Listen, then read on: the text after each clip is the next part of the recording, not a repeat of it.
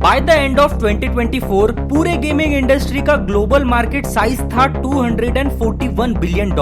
पर ये इंडस्ट्री इतनी बड़ी बनी कैसे? कौन सा फैक्टर सबसे ज्यादा मेन था इस इंडस्ट्री के लिए जो कुछ डिकेड्स पहले नॉन एग्जिस्टेंट था पर आज इतना बड़ा है?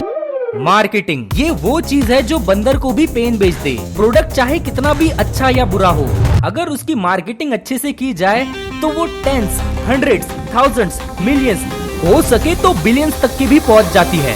मार्केट कहीं होता नहीं है, मार्केट बनाया जाता है। पर इसे बनाते कैसे है? और स्पेशली उस चीज का जिस चीज की किसी को कभी जरूरत ही नहीं पड़ी हो। Through out past couple years हमने बहुत सारे गेम्स के इनसेन मार्केटिंग कैंपेन्स देखे, उनकी अलग अलग tactics, aggressive promotions, community building, live events, billboards और न जाने क्या क्या देखा।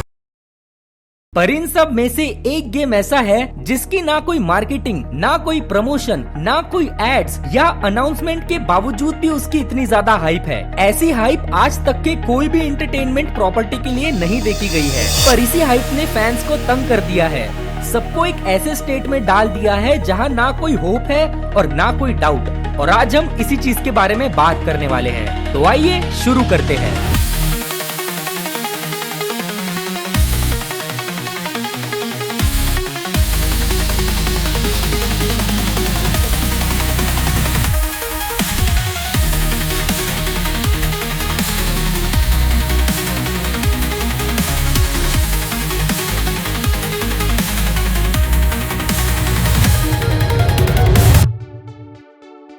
चाहे वो ये डिसाइड कर रहे होंगे कि टीवी एड्स के साथ क्या करना है, बिलबोर्ड्स के साथ क्या करना है या फिर ओवरऑल मार्केटिंग के साथ क्या करना है।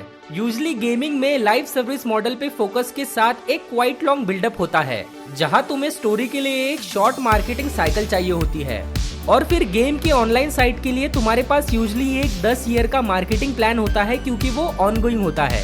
टेक-2 अब डेफिनेटली इस लाइव सर्विस मॉडल पर फोकस कर रहा है।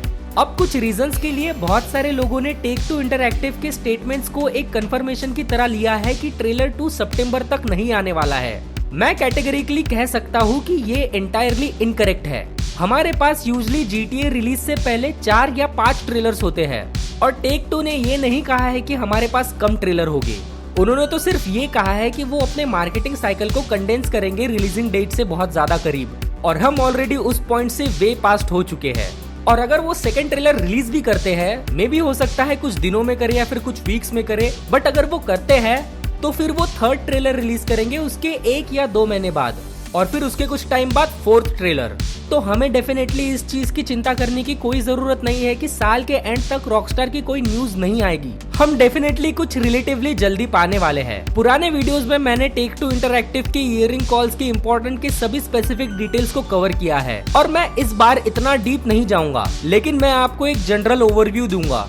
तो टेक-2 इंटरैक्टिव हर 3 महीने में एक ईयरिंग कॉल करता है। अब ये ईयरिंग कॉल उनके सभी इन्वेस्टर और टेक-2 की सक्सेस में वास्ट इंटरेस्ट रखने वालों के लिए होता है। उस मीटिंग में एक प्रेजेंटेशन बनता है जिनमें उनके ऑनगोइंग प्लान्स और प्रीवियस क्वार्टर्स का रिव्यू करते हैं वो लोग। अब उनकी सभी ईयरिंग कॉल्स यूजली कवर करते हैं प्रेडिक्शंस 1 या 2 महीने आगे के लिए। अब ऑफ कोर्स जो उन्होंने लास्ट क्वार्टर अभी जस्ट कवर किया है वो अब से 3 महीने पहले था। अब हर साल उनके पास मई का ईयरिंग कॉल होता है और ये यूजुअली महीने के मिडल में आता है। टेक-2 इंटरैक्टिव के मोस्ट ईयरिंग कॉल्स मंथ के 6th और 9th के बीच में होते हैं, लेकिन मई वाला यूजुअली महीने के मिडल में होता है, जो फेशियल ईयर शुरू होने के 6 वीक बाद होता है। अब फेशियल ईयर एक बिजनेस ईयर होता है, तो बिजनेस ईयर 1 अप्रैल को शुरू होता है और फॉलोइंग ईयर के मार्च के लास्ट तक चलता है। तो ये सभी रिपोर्ट जो हम देखते हैं कि टेक-2 इंटरैक्टिव ने कितना पैसा कमाया है, यूजुअली 1 अप्रैल से फॉलोइंग ईयर के 31 मार्च तक हमें सब चीजें पता चलती है। अब इस मई ईयरिंग कॉल के दौरान उन्होंने कुछ वेरी इंपॉर्टेंट चीज करना होता है। उन्हें फेशियल 2025 के लास्ट क्वार्टर को रैप अप करना होगा, जो इस साल 31 मार्च को खत्म हुआ था। अब उसे रैप अप करने के दौरान वो पूरे पिछले साल और ऑफ कोर्स लास्ट क्वार्टर में हुई हर एक चीज को कवर करेंगे, लेकिन उन्हें फेशियल 2026 के फर्स्ट क्वार्टर के बारे में भी बात करनी होगी, जो कि हम इस वक्त में हैं, और उन्हें फेशियल 2026 के लिए अपनी डेफिनेटिव प्रेजेंटेशन देनी होगी और उसमें उनको उनकी प्रेडिक्शंस बतानी होगी। फॉर एग्जांपल उनके गेम डेवलपमेंट रिलीज का टाइम कैसा होगा, नए टाइटल्स डिस्ट्रीब्यूशन करने के ऑनगोइंग प्लान्स क्या होंगे, मार्केटिंग पे कितना पैसा खर्च होगा और कौन से क्वार्टर में वो अपना पैसा खर्च करेंगे। ये सब कहने के बाद वो हमें एग्जैक्टली बता देंगे कि GTA 6 रिलीज कब होने वाला है। तो जैसे हमने कुछ मिनट्स पहले मेंशन किया था, टेक टू इंटरैक्टिव का मई में ईयरिंग कॉल फेशियल 2026 के प्रिडिक्शन को कवर करेगा और ऑफ कोर्स ये हमें एग्जैक्टली बता देगा कि ग्रैंड थेफ्ट ऑटो 6 कब एक्सपेक्ट करना चाहिए हमें। लेकिन टेक टू इंटरैक्टिव जैसे पब्लिकली ट्रेडेड कंपनी कुछ रूल्स और रेगुलेशंस और लॉ से बाउंडेड होता है।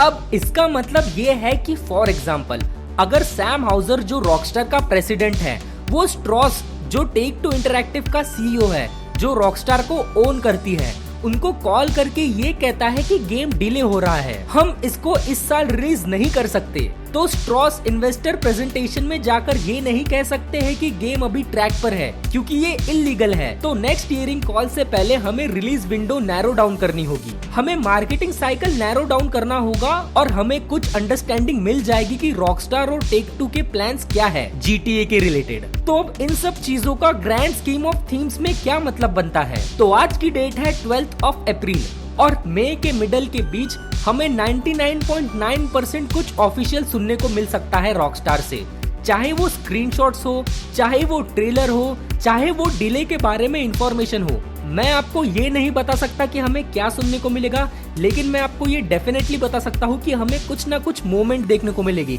कुछ ना कुछ न्यूज मिलेगी, कुछ ना कुछ सुनने के लिए मिलेगा रॉकस्टार की तरफ से। अब इस कंडेंस मार्केटिंग साइकिल और करंट प्रेजेंटेशन के हिसाब से ये वेरी लाइकली है कि शायद ट्रेलर 2 के साथ हमें प्री ऑर्डर्स मिल जाएगी और ये अलाइन करेगा कुछ रूमर्स जो मैंने सुने हैं उन लोगों से जिनके साथ मैं बात किया है। ये इन लाइंस में है कि प्लेस्टेशन स्टोर के बैक एंड पर वो सपोजिडली ट्राई कर रहे हैं कि कुछ GTA 6 रिलेटेड आर्ट वर्क हो। ध्यान रखना, मैंने वर्ड सपोजिडली यूज किया है, मैं इस चीज को गारंटीड के साथ नहीं कह रहा हूँ, ये बस एक स्पेकुलेशंस है, थियरीज है, रूमर्स है। तो सपोजिडली वो लोग ट्राई कर रहे हैं कि कुछ GTA 6 आर्टवर्क प्लेस्टेशन स्टोर के बैक एंड पर जस्ट फॉर्मेट चेक करने के लिए कि वो प्रॉपरली वर्क कर रहा है या नहीं। इसको पिंच ऑफ सॉल्ट के साथ लीजिएगा, मैंने सपोजिटली कहा है, 100% कंफर्मेशन तो मैं बिल्कुल भी नहीं दे रहा हूँ इस न्यूज में, लेकिन ये ग्रैंड स्कीम ऑफ थीम्स के हिसाब से GTA 6 के रिलीज साइकिल के साथ अलाइन करता है। अब मुझे बहुत क्वेश्चंस मिले हैं, लोग मुझसे पूछते हैं कि मेरी पर्सनल ओपिनियंस क्या है और क्या मैं सोचता हूँ GTA 6 के डिले के बारे में। ऐसे टॉपिक्स में मैं खुद को क्वाइट ट्रिकी पोजीशन में पाता हूँ। अगर मैं ये कह दूं कि मुझे लगता है कि गेम डिले हो जाएगा तो मुझे लोग ये रिस्पॉन्स देते हैं कि तू नेगेटिव बातें कर रहा है। अगर मैं कह दूं कि गेम ट्रैक पर है तो मुझे लोग कहते हैं कि तू गलत बोल रहा है और बस होप्स दे रहा है। तो वीडियो के अगले कुछ मिनट्स में लिटरली अपने पर्सनल ओपिनियंस दे रहा हूँ और प्रेडिक्शंस दे रहा हूँ, जो कि हो सकता है कि वो प्रोबेबली रॉन्ग भी हो सकते हैं, पर अब से मैं जो भी बोलूंगा वो अपने पर्सनल ओपिनियंस के हिसाब से बोलूंगा। ध्यान रखना, ये सिर्फ मेरी गट फीलिंग है, मुझे लगता है कि गेम के पुशबैक होने के 40% लाइक्लीहुड है। अब अगर ये कोई और रॉकस्टार गेम का टाइटल होता तो मैं प्रोबेबली इसको 80% लाइक्लीहुड देता, और अब मैं ये इसलिए कह रहा हूँ क्योंकि रॉकस्टार ने हर सिंगल गेम को डिले किया है। उन्होंने आज तक के कोई भी गेम उनके बताए हुए टाइम पर नहीं डाला है, तो ये बहुत ज्यादा लाइक्लीहुड है कि वो ये वाला गेम भी थोड़ा बहुत डिले कर दे, क्योंकि रॉकस्टार ने हर सिंगल गेम को डिले किया है जिससे उन्होंने बताया था। लेकिन फर्स्ट डिले जो हमें पता है जो रॉकस्टार ने पेंडेमिक के दौरान किया था, ऑफ कोर्स लोग घर में थे, काम कर रहे थे और उस वजह से उनको गेम को थोड़ा सा लेट पुशबैक करना पड़ा था। अगर हम सेकेंड डिले के बारे में बात करें जो एक्चुअली बहुत सारे लोग नहीं जानते हैं, लेकिन अगर आप 2023 के एंड में वापस जाएंगे पहले ट्रेलर के बाद, बहुत सारे इनसाइडर्स इंडस्ट्री में इंक्लूडिंग जेसन शेर जो सजेस्ट कर रहे थे कि GTA 6 का रिलीज डेट अप्रैल 2025 के आसपास होगा, और ये एक्चुअली अलाइन हो रहा था कुछ रूमर्स जो दूसरे लोगों को मिल रहे थे रॉकस्टार के अंदर से, जो कि जनरल इंडस्ट्री में फीलिंग थी। हाउएवर कुछ मंथ्स बाद जेसन ने एक रिपोर्ट इशू की और ये कहा कि गेम को 2025 के एंड तक पुश बैक कर दिया गया है। ये प्रोबेबली एक कन्वर्सेशन बेट था, गेम को 6 मंथ्स के लिए पुश बैक करना, जो कि ऑलरेडी इतने सारे डिलेस के बाद और साथ ही में ऑफिशियल पब्लिक अनाउंसमेंट से पहले प्रोबेबली सेफेस्ट वे था ये इंश्योर करने का कि वो एक्चुअली उन रिलीज डेट्स को मीट कर पाएंगे। और ऑफ कोर्स ये फिर कंफर्म हुआ कि टेक टू इंटरैक्टिव के ईयरिंग कॉल में, जो कि मई लास्ट ईयर में था। अब मेरे पास अब भी बहुत सारा स्टफ है जिसको मैं एक्चुअली कवर करना चाहता हूँ, लेकिन मैं उस वीडियो को कट कर दिया क्योंकि मैंने नोटिस किया कि न्यूज वीडियो में आप लोग क्विक और 2 पॉइंट चीजें चाहते हो। तो होपफुली मैं सब चीजों को समराइज करके बताता हूँ कि हम इस वक्त कहाँ पर है। लॉन्ग टर्म में GTA 6 के साथ क्या होने वाला है हमें अभी कुछ भी नहीं पता है। हमारे पास सिर्फ प्रेडिक्शंस, थियरीज, आइडियाज और कुछ हेल्दी डिस्कशंस हैं। मुझे बताइए कि आप क्या सोचते हैं नीचे कमेंट्स में, और मैं आगे वो समराइज वीडियो डाल दूंगा। तो मैं मिलता हूँ आपको मेरे नेक्स्ट वीडियो में। मेरा नाम है डॉन ब्लू। मैं GTA 6 रिलेटेड न्यूज को कवर करता हूँ, कभी कभार गेम प्लेस डालता हूँ। और अगर आपको मेरा कंटेंट अच्छा हो तो प्लीज लाइक, शेयर और सब्सक्राइब कर देना। मैं आपको मिलता हूँ कल मेरे नेक्स्ट वीडियो में। Bye bye.